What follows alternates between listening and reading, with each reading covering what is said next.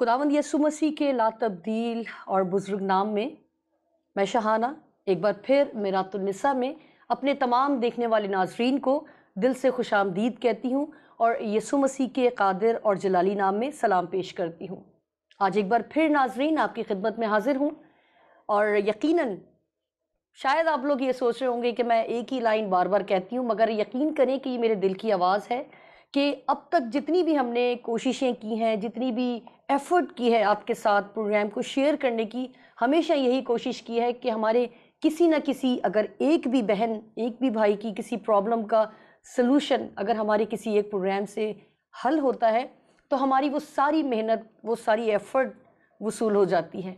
इसीलिए ये जुमला मैं ज़रूर कहती हूँ कि हमारे जितने भी प्रोग्राम्स हम कोशिश करते हैं आप तक पहुँचाने के लिए, वो खुदा के ला तब्दील कलाम से ही उसका हल कोशिश करते हैं कि आप तक पहुँचाया जाए, क्योंकि दुनियावी हल वक्ती होते हैं, मगर जो खुदा के कलाम से हम आपके लिए पेश करते हैं वो हमेशा अज़ल से अबद तक यकसा कलाम है, कभी टल नहीं सकता। कोशिश करते हैं कि आपके साथ शेयर करें और बहुत सारे आपके फीडबैक्स जितने भी मेरे तमाम देखने वाले नाजरीन उसे पेश करते हैं, उनका मैं निहायत शुक्र अदा करती हूँ, उनको थैंक्स कहती हूँ अपनी पूरी टीम की तरफ से कि जो अपने वो कीमती वक्त में से वक्त निकालते हैं और अपने फीडबैक से हमें आगाह करते हैं।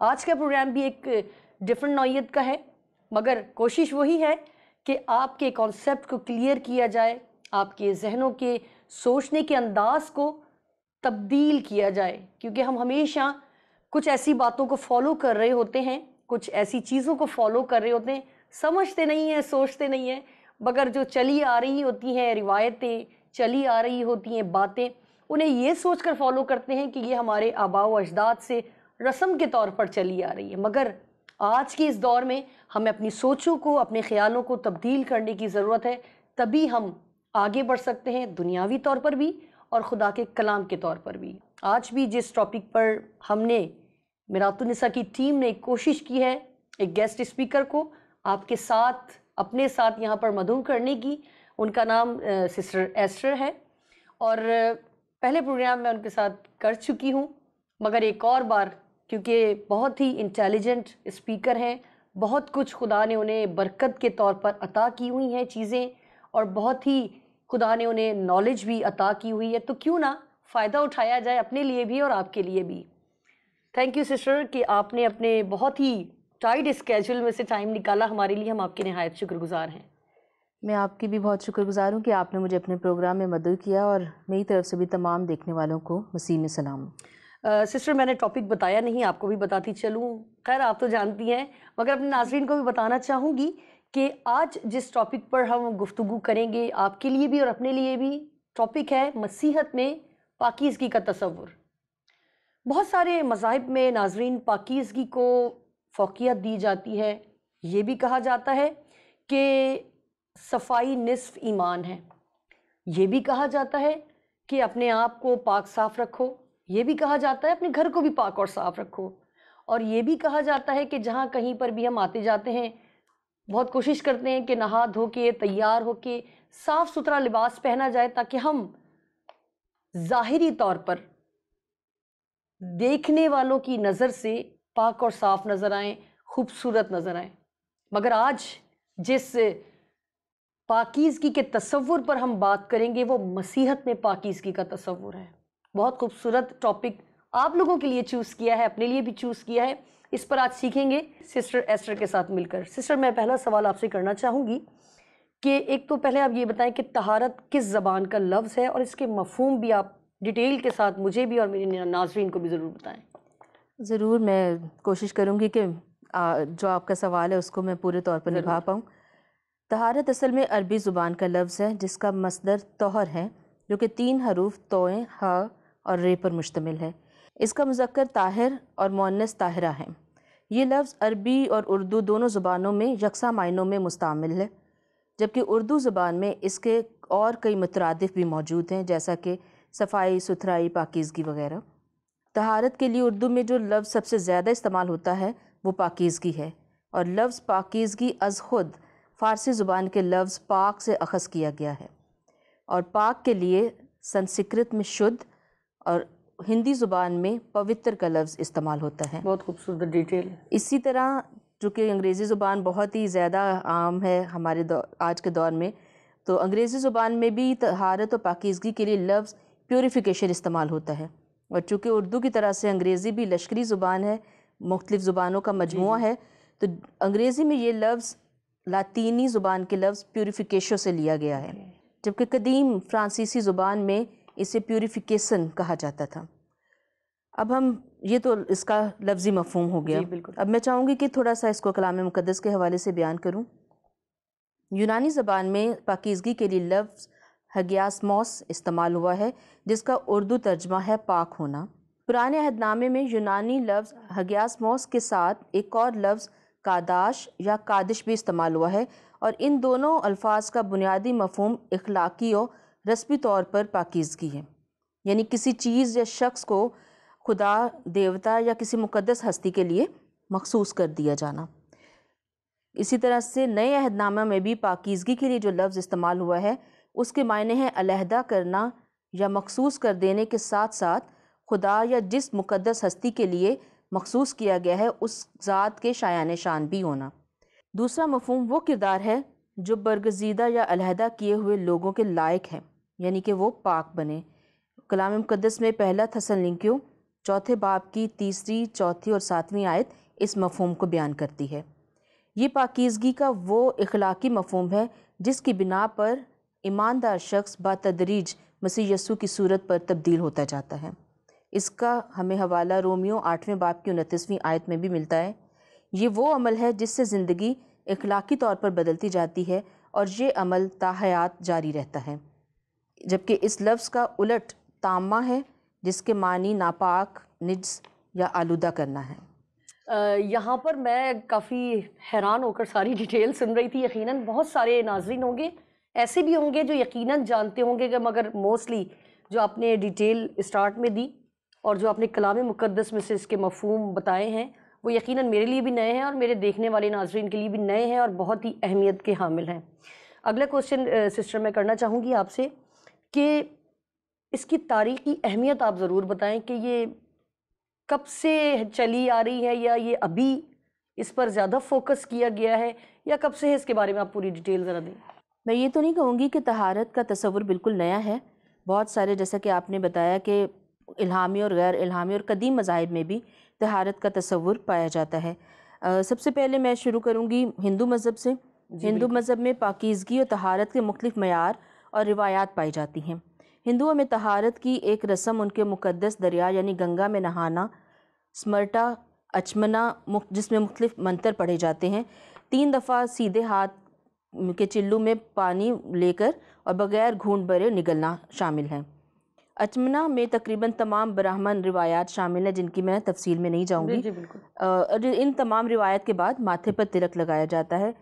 ایک اور رسم ہے ابھشکا کہلاتی ہے، جو کہ کسی مذہبی عمارت کے افتتاح یا کسی حکمران یا سیاسی شخصیت کے جنگ پر جانے سے پہلے مٹی، دودھ، شہد، گھی، گنے کے رس یا عرق گلاب سے نہانا بھی شامل ہے۔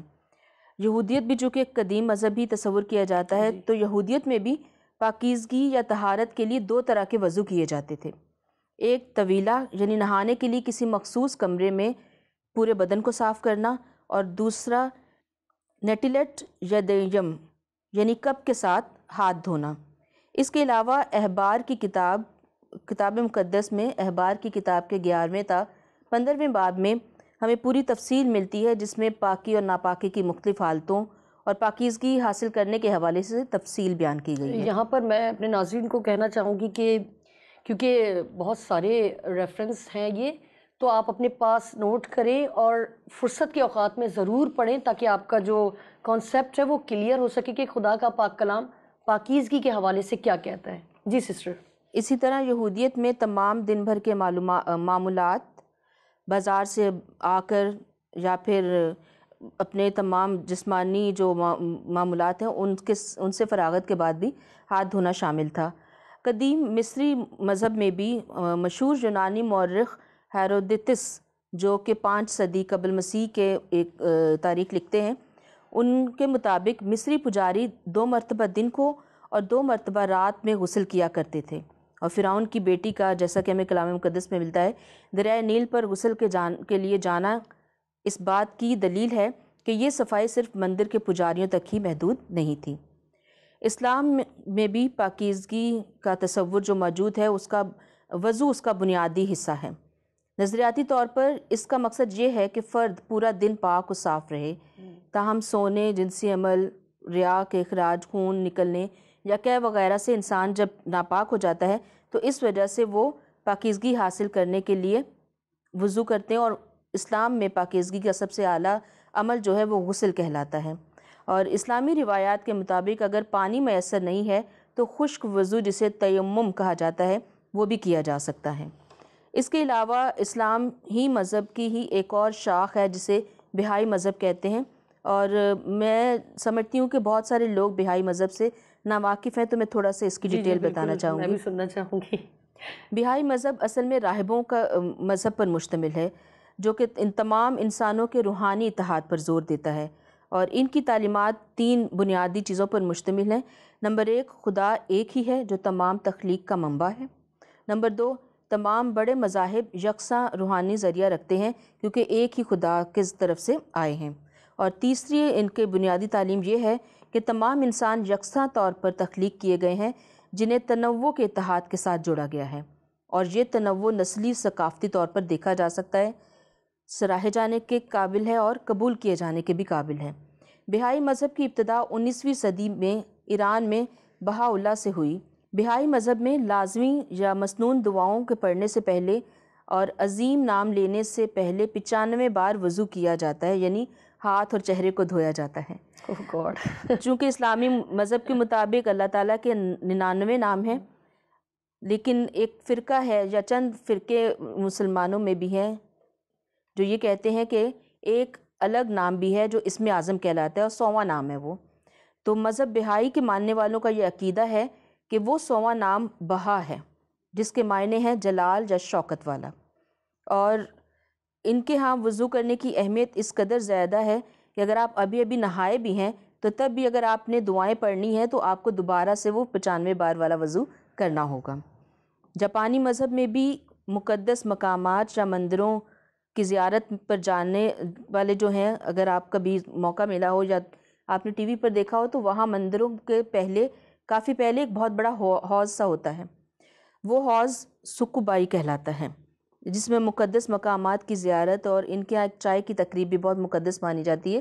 اس تقریب میں شرکت سے پہلے بھی وضو کے لیے پانی موجود ہوتا ہے، اور جو حوض کا نام ہے لفظ تکوبائی سے اخذ کیا گیا ہے، جس کے معنی نیچے جھکنا ہے، جو کہ ایک عاجزانہ عمل ہے۔ تو یہ بھی خدا کی قربت یا اپنے مقدس ہستی کی قربت میں جانے سے پہلے اپنے آپ کو پاک کرنے کے مترادف ہے۔ بہت خوبصورت ڈیٹیل اور بہت حیران کن باتیں میں نے بھی سیکھی ہیں، اور یقیناً میرے ناظرین نے بھی سیکھی ہوگی۔ تیسرا سوال کرنے سے پہلے میں کچھ کہنا چاہوں گی اپنے ناظرین سے بھی اور سسٹر آپ سے بھی۔ یوں تو تمام مذاہب میں مقام، لباس، جسم کی طہارت پر کافی زور دیا جاتا ہے، اور آپ نے بھی ابھی بہت حیران کن ڈیٹیل ہمیں دی ہے کہ یہاں کہیں کہیں روحانی طہارت کے بارے میں بھی ہم، جس طرح بھی آپ نے بتایا کہ اگر خدا کے لیے ہم نے، مطلب دوسرے مذاہب کی بات کر رہی ہوں، جس طرح بھی آپ نے سسٹر نے ڈیٹیل دی کہ اگر ہم نے کچھ بھی پڑھنا ہے خدا کے لیے، اس کی رفاقت میں جانے کے لیے، تو کتنی بار ہمیں اپنے آپ کو پاک کرنے کی ضرورت ہے۔ لیکن واحد ایک ہی کتاب مقدس ہے جس میں ان تمام ذہنی پاکیزگی یعنی سوچ تک کو پاک رکھنے کی باتیں ہی نہیں بلکہ پریکٹیکل بھی کر کے دکھایا گیا ہے، اور یہی جناب مسیح کی تعلیم ہے جس پر ہمیں عمل کرنا ہے۔ اگلا سوال سسٹر میں کرنا چاہوں گی آپ سے کہ مسیحیت اور دیگر مذاہب میں طہارت اور پاکیزگی کا جو تصور ہے وہ آپ ذرا بتائیں۔ اس سوال سے پہلے میں ایک شعر بیان کرنا چاہوں گی۔ جی ضرور۔ اور چونکہ آپ نے جسمانی اور اندرونی طہارت کا ذکر کیا ہے، باطنی اور ظاہری طہارت کا، تو شعر یہ ہے: دو چار نہیں کوئی ایک دکھا دو، وہ شخص جو باہر سے بھی اندر کی طرح ہو۔ بہت خوبصورت، کیا بات ہے۔ جیسا کہ آپ نے مسیحیت کے حوالے سے بیان کیا، تو میں مسیحیت کا اصل تصور بیان کرنے سے پہلے جو مسیح یسوع کے دور کے لوگوں کا تصور تھا وہ بیان کرنا چاہوں گی، بالکل۔ کہ ان کے ہاں بھی پیر دھونے کی رسم یا کھانا کھانے سے پہلے وہ جسمانی پاکیزگی میں آ جاتا تھا۔ متی کی انجیل کے مطابق پینتس پلاطوس نے یسوع کو الزام سے جب بری کیا اور اپنے ہاتھ دھو کر عملی طور پر یہ ظاہر کیا کہ وہ یسوع کے خون کے الزام سے اپنے آپ کو بری قرار دیتا ہے۔ مسیحی روایات کے مطابق فریسی جو تھے، فقیہ فریسی یسوع مسیح کے دور کے جو لوگ تھے، شرع کے عالم تھے، وہ بھی طہارت کی رسموں کو زیادہ اہمیت دیتے تھے، اور اس حوالے سے انہوں نے خداوند یسوع کے شاگردوں پر ایک پوائنٹ آؤٹ بھی کیا تھا کہ ان کے شاگرد کیوں کھانا کھانے سے پہلے ہاتھ نہیں دھوتے ہیں۔ جی بالکل۔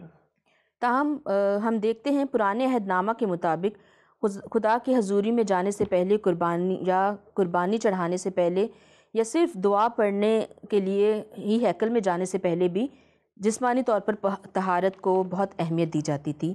اور لیکن آج کے دور میں مسیحیت میں گناہوں کے اقرار، معافی کی یقین دہانی کے ساتھ پاک روح کے وسیلہ سے پاک ٹھہرایا جانا ہی مذہبی پاکیزگی کہلاتی ہے۔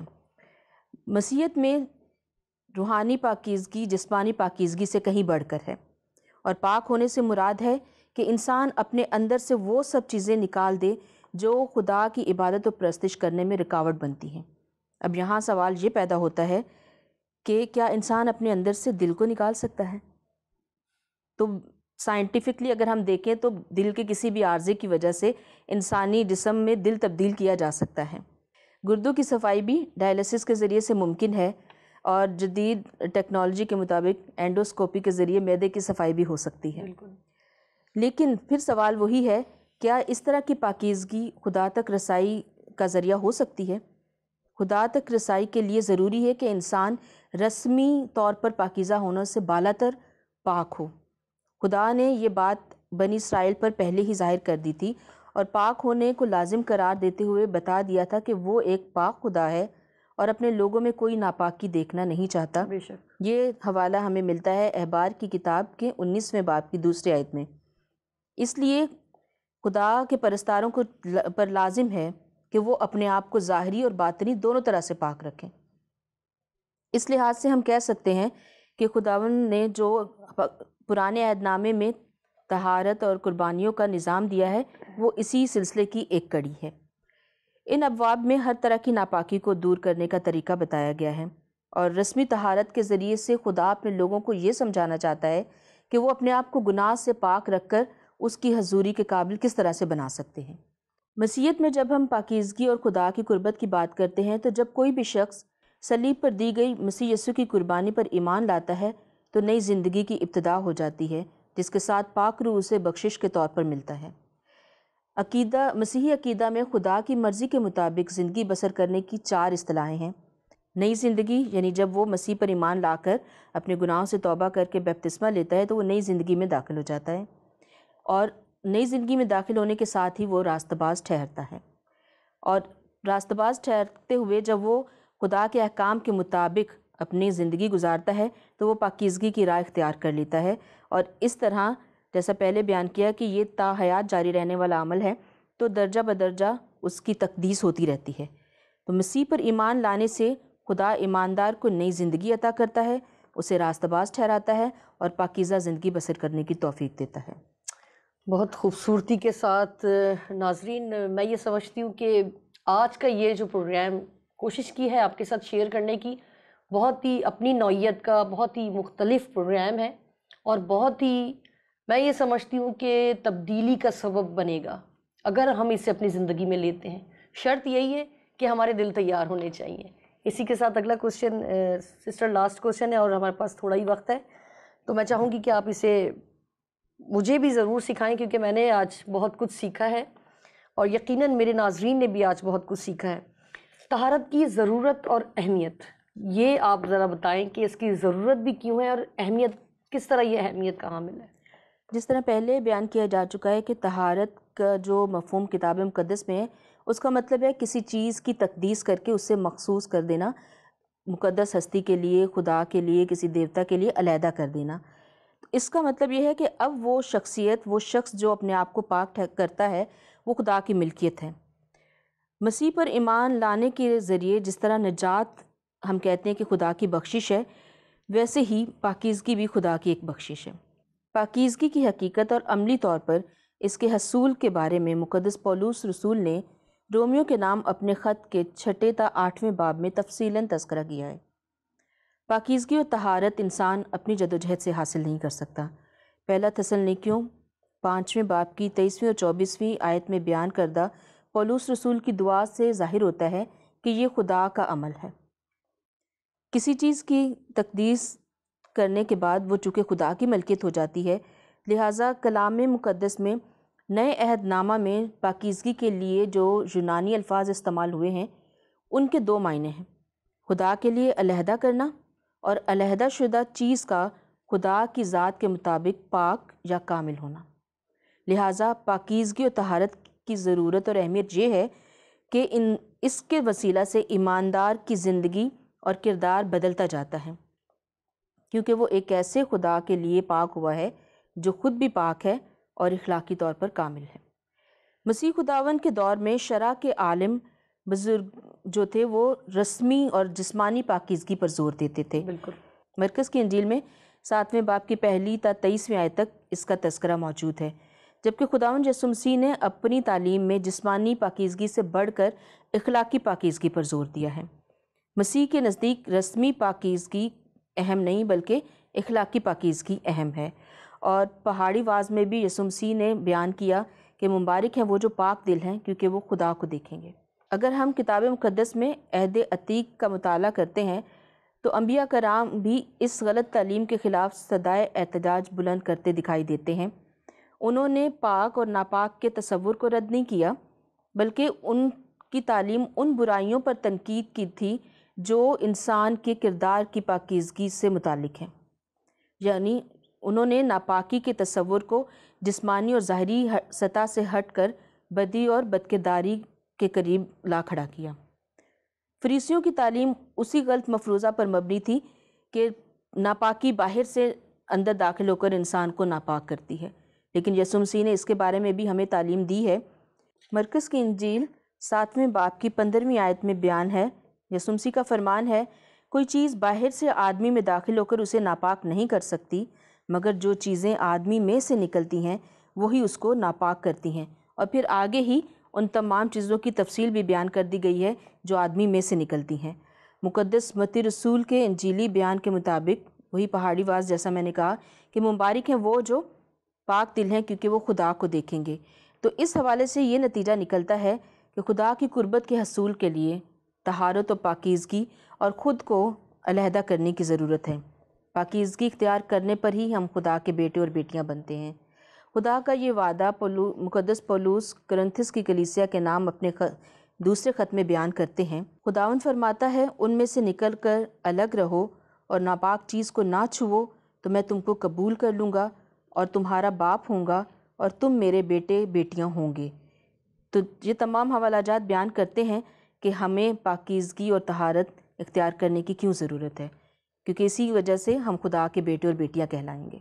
यहाँ पर सिस्टर मैं निहायत दिल से आपका शुक्रिया अदा करती हूँ अपनी पूरी टीम की जानिब से, और नाज़रीन आपकी तरफ से भी सिस्टर का थैंक यू करती हूँ, क्योंकि आज का ये प्रोग्राम ज़ाहिरी पाकीज़गी के लिए नहीं बल्कि हमारी रूहानी, हमारी अंदरूनी पाकीज़गी की तरक्की के लिए और करने के लिए किया गया है।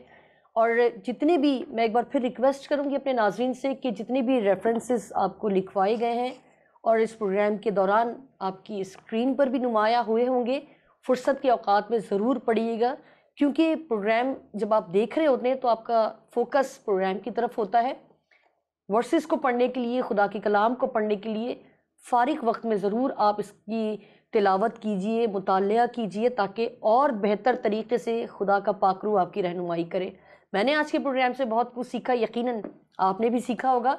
अगर फिर भी कोई उलझन, कोई प्रॉब्लम, कोई मुश्किल मेरे नाज़रीन के जहनों में है तो आपके फ़ीडबैक की हमेशा से मुंतज़िर हैं, और शुक्रिया भी अदा करते हैं कि आप हमें अपने फ़ीडबैक से आगाह करते हैं। बाकी सारी डिटेल इस प्रोग्राम के एंड में आपकी स्क्रीन पर नुमाया होगी।